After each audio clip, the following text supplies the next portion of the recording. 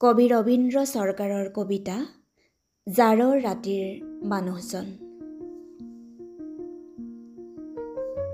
জাৰৰ ৰাতিৰ মানুহজন কঁপিছিল ৭০ৰ ভাৰতবৰ্ষত।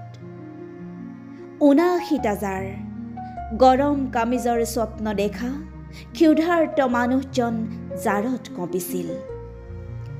যন্ত্ৰণাত, ক্ষোভত, খঙত কাৰোবাৰ উদ্দেশ্যে চিঞৰি চিঞৰি কৈছিল, তোমালোকৰ পিঠিৰ চামৰাৰে মোৰ বাবে এটা কামিজ চিলোৱা হ'ব।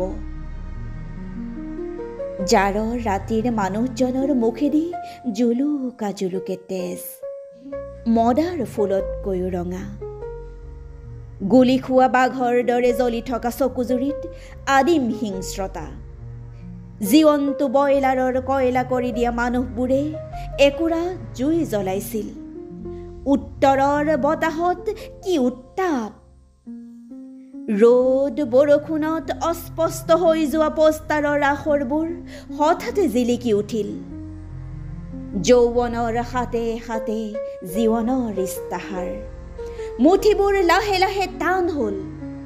ঊৰ্ধত আকাশৰ পিনে দলিয়াই দিলে কেইটামান প্ৰচণ্ড শব্দ।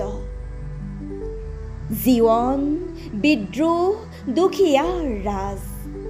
আহ, কি উত্তাপ! জাৰৰ ৰাতিৰ মানুহজনে লাগি চাই ৰ'ল।